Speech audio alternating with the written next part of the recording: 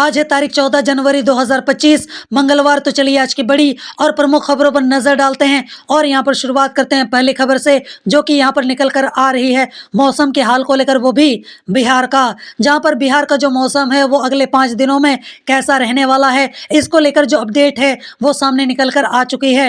जहां पर बिहार का जो मौसम है वो इन दिनों फिर से बदला है और ठंड जो है वो थोड़ी सी कम हो चुकी है। हालांकि यहाँ पर कनकनी और कोहरे की जो मार है वो अभी भी जारी है। और अगर हम लोग सोमवार की बात करें तो सोमवार को भी कई जिलों में कोहरे की मार जो है वो देखने को मिली और यहाँ पर हल्की हल्की ठंडी हवाएं दिन भर चल रही थी। और वहीं पिछले 24 घंटे के अंदर बिहार के तापमान में थोड़ी बहुत यहाँ पर बढ़ोतरी जो है वो देखने को मिली। धूप खिलने से यहाँ पर लोगों ने राहत की सांस ली है। और यहाँ पर इसको लेकर आगे ये भी बोला जा रहा है, जहाँ पर मौसम विभाग की ओर से ये जानकारी मिली है कि मकर संक्रांति के दिन यानी कि 14 और 15 जनवरी को भी बिहार का जो मौसम है अधिक टॉर्चर नहीं करेगा। यानी कि जो ठंडी ठंडी चुभने वाली हवाएं हैं या फिर जो ठंड है या फिर जो पारा गिर रहा है उससे हम लोग को थोड़ी सी यहाँ पर राहत जो है वो मिल सकती है। कड़ाके की ठंड या फिर शीतलहर की स्थिति नहीं दिखेगी। तो यहाँ पर सुबह सुबह मकर संक्रांति के दिन नहाने में शायद ज्यादा तकलीफ नहीं होगी। और यहाँ पर अगले 5 दिन न्यूनतम तापमान में किसी विशेष बदलाव की स्थिति नहीं है। और यहाँ पर मैं आपको ये भी बताता चलूं कि रविवार को पटना में बूंदाबांदी शुरू हुई तो यहाँ पर मौसम का जो मिजाज है वो बदला नजर आया। और वहीं यहाँ पर सोमवार को भी बिहार के कुछ जिलों में बेहद हल्की बारिश जो है वो देखने को मिली। चलिए बढ़ते हैं अगली खबर की ओर, जो कि यहाँ पर निकल कर आ रही है बिहार बंद को लेकर। जहाँ पर बीपीएससी अभ्यर्थियों की मांग के समर्थन में पूर्णिया के सांसद पप्पू यादव ने रविवार को बिहार बंद कराया और बंद को सफल बनाने के लिए खुद यहाँ पर सांसद भी अपने समर्थकों के साथ पटना की सड़कों पर उतरे और अन्य जिलों में भी उनके समर्थकों ने चक्का जाम किया और बिहार बंद कराने में जुटे रहे। और बंद का मिला जुला असर भी बिहार में देखने को मिला। लेकिन यहाँ पर पटना में पप्पू यादव के समर्थकों ने हुड़दंग भी जमकर किया और जिसकी वजह से अब यहाँ पर पूर्णिया सांसद पप्पू यादव समेत करीब 200 लोगों पर केस जो है वो दर्ज किया गया है। अब यहाँ पर इसको लेकर ये खबर भी सामने निकल कर आ रही है कि पप्पू यादव के समर्थकों ने बिहार बंद कराने के लिए पटना के अशोक राजपथ व अन्य जगहों पर तोड़फोड़ भी की और दुकानों को जबरन बंद कराया, वाहनों के शीशे तोड़े और इसका वीडियो भी सामने निकल कर आया है। और जिसके बाद पप्पू यादव समेत यहाँ पर करीबन 200 लोगों पर प्राथमिकी दर्ज की गई है और पटना के कोतवाली थाने में 150 लोगों पर केस है। तो वहीं गांधी मैदान थाने में भी यहां पर करीब 50 लोगों के खिलाफ प्राथमिकी दर्ज की गई है। और वहीं दर्जन भर से अधिक उपद्रवियों को हिरासत में लिया गया है और बांड भरवाकर छोड़ दिया गया। चलिए बढ़ते हैं अगली खबर की ओर, जो कि यहाँ पर निकल कर आ रही है प्रगति यात्रा को लेकर। जहाँ पर मुख्यमंत्री नीतीश कुमार इन दिनों प्रगति यात्रा पर हैं और इसके तहत वह अलग अलग जिलों का भ्रमण भी कर रहे हैं और जिले में वह अधिकारियों के साथ समीक्षा बैठक भी कर रहे हैं और विकास कार्यों का जायजा भी ले रहे हैं। और वहीं प्रगति यात्रा के दूसरे चरण के तहत सोमवार को मुख्यमंत्री नीतीश कुमार समस्तीपुर पहुंचे और वहां पर उन्होंने 147 योजनाओं का शिलान्यास किया और साथ ही 51 परियोजनाओं का उद्घाटन भी किया। और इसको लेकर जिला प्रशासन ने पूरी तैयारी जो है वो कर रखी थी और उनके आगमन को लेकर सुरक्षा के कड़े इंतजाम भी किए गए थे और चप्पे चप्पे पर सुरक्षा बल तैनात थे और यहाँ पर जगह जगह पर ड्रॉप गेट भी बनाए गए थे। और वहीं कई रूट के लिए यहाँ पर ट्रैफिक प्लान भी बनाए गए थे ताकि आवागमन में यहाँ पर कोई भी परेशानी आम जनता को ना हो सके। वहीं रविवार को मुख्यमंत्री का सुरक्षा दस्ता जो है वो जिले में पहुंचकर कार्यक्रम स्थलों का निरीक्षण भी उन्होंने किया। और यहाँ पर मैं आपको ये भी बताता चलूं कि मुख्यमंत्री सबसे पहले उजियारपुर के प्रखंड रायपुर, कल्याणपुर प्रखंड के मुक्तापुर, वारिसनगर प्रखंड के शेखापुर पहुंचे और वहीं समाहरणालय के वरीय अधिकारियों के साथ बैठक भी की। और उजियारपुर प्रखंड के रायपुर में मुख्यमंत्री के द्वारा आपदा प्रबंधन विभाग के अंतर्गत SDRF के भवन और अनुसूचित जाति जनजाति विभाग के अंतर्गत 100 शैय्या वाले अनुसूचित जाति बालक छात्रावास का उद्घाटन उन्होंने किया। और वहीं मुक्तापुर मोइन के चल रहे सौंदर्यीकरण का जायजा भी उन्होंने लिया। वहीं मुक्तापुर रेलवे गुमटी पर ROB निर्माण की आधारशिला भी रखी। वारिसनगर प्रखंड के शेखोपुर में यहाँ पर जल जीवन हरियाली से शिव गंगा तालाब की जीर्णोद्धार कार्य को भी उन्होंने देखा।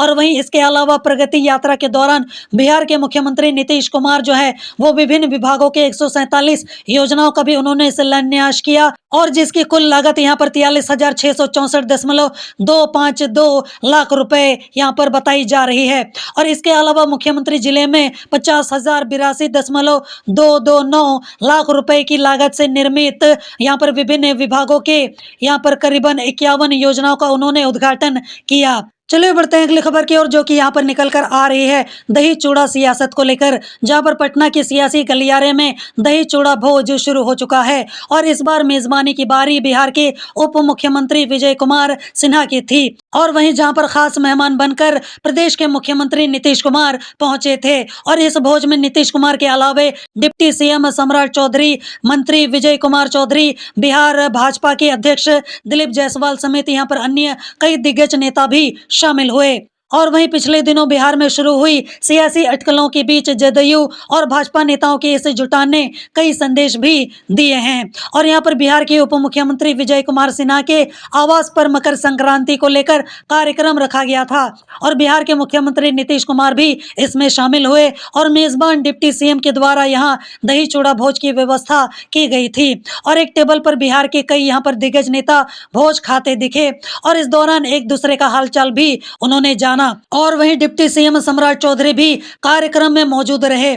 वहीं विधानसभा अध्यक्ष नंदकिशोर यादव भी इस भोज में शामिल होने पहुंचे। और मैं यहां पर आपको बता दूं कि पिछले कुछ दिनों तक बिहार की सियासत को लेकर भ्रम की स्थिति बनी रही। और जिसके बाद एनडीए के नेताओं ने बयान जो है वो जारी किया और बताया कि बिहार में एनडीए मजबूत है और एकजुट है। और वहीं आगामी बिहार चुनाव नीतीश कुमार के नेतृत्व में जदयू और भाजपा समेत एनडीए के सभी दल एक साथ लड़ने वाले हैं। चलिए बढ़ते हैं अगली खबर की ओर, जो कि यहाँ पर निकल कर आ रही है पटना से, जहाँ पर बिहार के बेतिया में दिहाड़ी मजदूर को अगवा करके उससे जबरन जमीन लिखवाने के आरोपियों की गिरफ्तारी के लिए छापेमारी शुरू हो चुकी है। और इस प्रकरण में मुख्य आरोपी के फॉर्च्यूनर को जेसीबी से खींचकर पुलिस ले गई। और पावर हाउस चौक निवासी रवि कुमार उर्फ पिन्नू समेत यहाँ पर अन्य आरोपियों की गिरफ्तारी के लिए विशेष टीम की तैयारी जो है वो की गई है।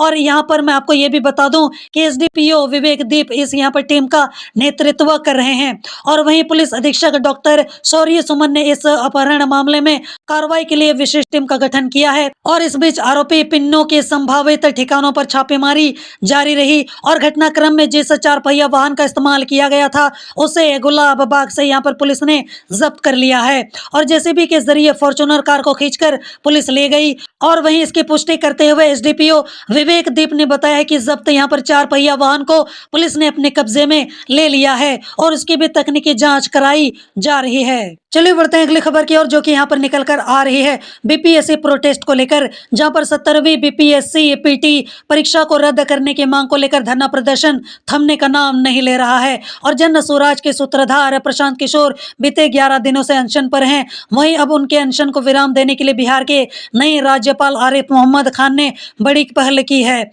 और राज्यपाल ने पीके से कहा है कि वो छात्रों के प्रतिनिधिमंडल को राजभवन भेजें। और वहीं सोमवार को वे छात्रों के प्रतिनिधि मंडल से मुलाकात करेंगे। और यही नहीं, यहाँ पर राज्यपाल ने यह भी कहा है कि वो छात्रों से मिलकर उनकी समस्याओं को सुनेंगे और समाधान भी करेंगे। वो हर संभव प्रयास करेंगे कि बच्चों की समस्या को दूर किया जा सके। और वहीं जानकारी के मुताबिक सोमवार को धरना दे रहे छात्रों का प्रतिनिधि मंडल राज्यपाल से मुलाकात कर सकता है। लेकिन यहाँ पर जानकारी ये भी सामने निकल कर आई है कि राज्यपाल से मुलाकात के लिए यहाँ पर जाने से पहले प्रशांत किशोर ऐसे पूरा आवास पर छात्रों के प्रतिनिधियों से यहाँ पर बैठक करेंगे।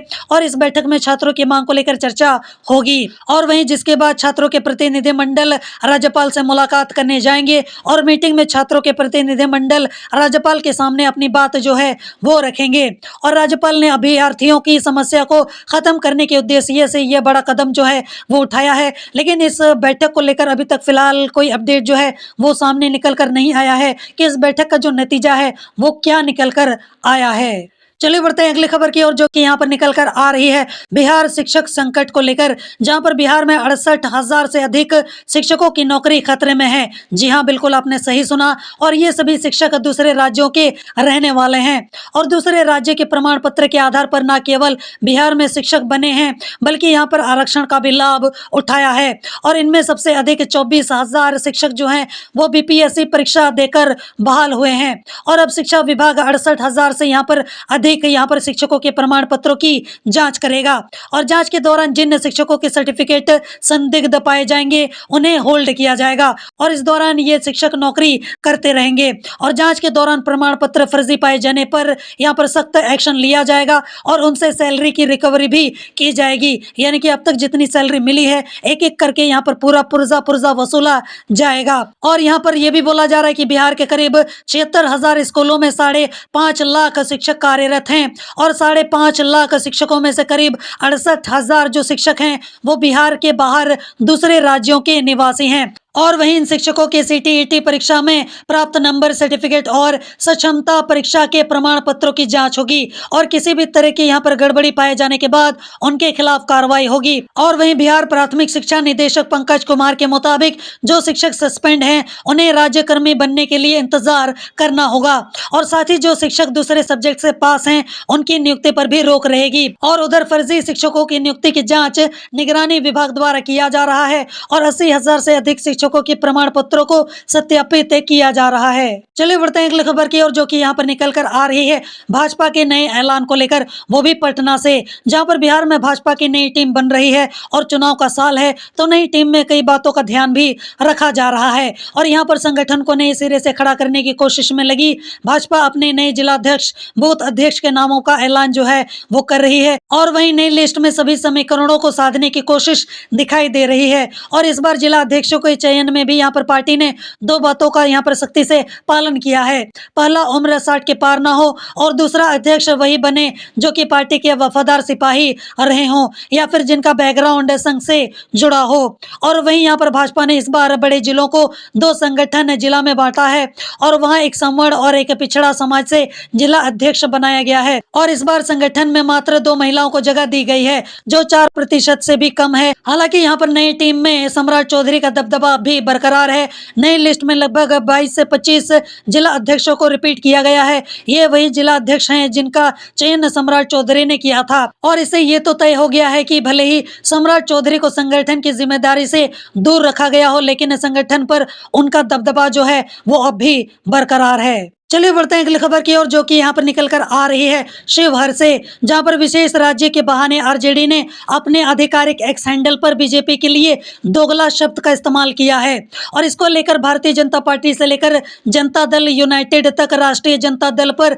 हमलावर है। और अब यहाँ पर जेडीयू के मुख्य प्रवक्ता नीरज कुमार ने नेता प्रतिपक्ष तेजस्वी यादव पर जोरदार हमला बोला है और शिवहर में पत्रकारों से बातचीत करते हुए उन्होंने कहा है कि आरजेडी के नेता संभल जाएं, नहीं तो हम लोग उनसे भी ज्यादा विषैला बोल सकते हैं, जो कि बोलना तो नहीं चाहिए पर लगता है कि ये भी बोल सकते हैं। और वहीं नीरज कुमार ने कहा है कि राष्ट्रीय जनता दल लंपट राजनीति का पर्याय है। जिस शब्द का इस्तेमाल पार्टी के एक्स हैंडल से बीजेपी के लिए किया गया है उससे सभ्य समाज में किसी को इज्जत नहीं दी जा सकती। और वहीं उन्होंने ये भी कहा है कि लगता है कि चरवाहा विद्यालय से ज्ञान लेकर ये राजनीतिक ट्वीट किया गया है। और वहीं जेडीयू प्रवक्ता ने तेजस्वी यादव को आगाह करते हुए कहा है कि संभल कर बोला करिए, नहीं तो हम लोग भी आपसे काफी ज्यादा विषैला भाषा में जवाब दे सकते हैं। और वहीं इसके अलावा यहाँ पर उन्होंने आगे ये भी बोला है और साथ में यहाँ पर नीरज कुमार ने तेजस्वी यादव से पूछा है कि जब बिहार में शराबबंदी है तो फिर आरजेडी को 46 करोड़ 64 लाख रुपए चुनावी चंदा कैसे मिला। उन्होंने ये भी कहा है कि क्या मां बहनों की सुहाग की कीमत के तौर पर आरजेडी ने चंदा लिया था। चलिए बढ़ते हैं अगली खबर की ओर, जो कि यहाँ पर निकल कर आ रही है पटना से, जहाँ पर बिहार में ठंड से ज्यादातर जिलों के स्कूलों को बंद रखने के निर्देश जिला अधिकारी की ओर से जारी किया गया है। और वहीं पटना के जिला अधिकारी ने ठंड के मद्देनजर कक्षा 1 से यहाँ पर 8वीं तक के सभी सरकारी और निजी स्कूलों को 13 जनवरी से 15 जनवरी तक बंद करने का यहाँ पर आदेश जारी कर दिया है। और इस दौरान स्कूलों में कोई भी यहाँ पर शैक्षणिक गतिविधि जो है वो नहीं होगी और ठंड की यहाँ पर बढ़ती स्थिति और तापमान में गिरावट को देखते हुए यह कदम उठाया गया है ताकि यहां पर बच्चों की सेहत को कोई भी नुकसान ना पहुंच सके। और वहीं इस आदेश के तहत यहां पर कक्षा 1 से 8वीं तक के छात्रों के लिए स्कूल में अवकाश रहेगा, जबकि यहां पर कक्षा 9वीं और उससे ऊपर के छात्रों के लिए स्कूल का संचालन 9 बजे से लेकर 3:30 बजे तक के लिए किया जाएगा। और इन कक्षाओं में शैक्षणिक गतिविधियां सामान्य रूप से जारी रहेंगी। और वहीं पटना के अलावा राज्य के अन्य जिलों में भी कक्षा 1 से 8वीं तक के के स्कूलों में ठंड के कारण छुट्टी की घोषणा की गई है। गया जिले में भी यहाँ पर 13 जनवरी से 15 जनवरी तक कक्षा 1 से 8वीं तक के स्कूल बंद रहेंगे। और वहीं मुजफ्फरपुर जिले में भी जिला अधिकारी द्वारा ठंड को लेकर समान आदेश ही जारी किए गए हैं। और वहीं बेतिया और समस्तीपुर जैसे जिलों में भी ठंड के प्रभाव को देखते हुए शैक्षणिक गतिविधियां कुछ दिनों के लिए स्थगित कर दी गई हैं। और यहाँ पर मैं आपको ये भी बताते चलूं कि यह आदेश जो है वो 13 जनवरी से लेकर 15 जनवरी तक प्रभावी रहेगा और समय समय पर जिलों के अनुसार यहाँ पर इस आदेश में संशोधन हो सकता है। और वहीं सभी छात्रों और अभिभावकों से अपील की गई है कि वे मौसम और संबंधित जिलों के आदेश के अनुसार ही स्कूल ले जाने की योजना बनाएं। चलिए बढ़ते हैं अगली खबर की ओर, जो कि यहाँ पर निकल कर आ रही है पटना से, जहाँ पर बिहार की राजधानी पटना में मकर संक्रांति को लेकर जिला प्रशासन की तरफ से जरूरी निर्देश जारी किए गए हैं। और वहीं पटना के जिला अधिकारी डॉक्टर चंद्रशेखर सिंह और वरीय पुलिस अधीक्षक अवकाश कुमार ने कहा है कि मकर संक्रांति के अवसर पर जिला प्रशासन द्वारा मापदंडों के अनुसार सभी प्रशासनिक व्यवस्थाएं की गई हैं और 29 घाटों पर 50 दंडाधिकारियों और पुलिस यहाँ पर पदाधिकारियों की तैनाती की गई है।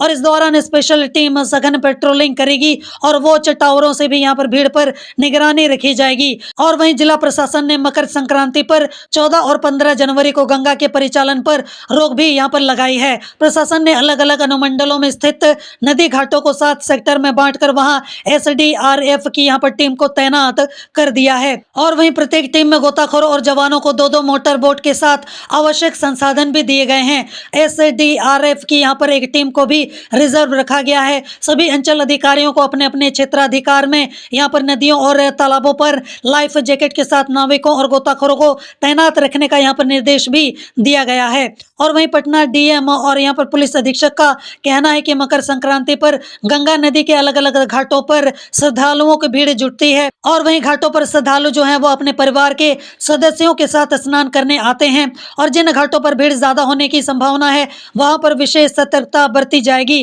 असामाजिक तत्वों और अशांति फैलाने वाले लोगों पर कड़ी कार्रवाई की जाएगी और निगरानी भी रखी जाएगी।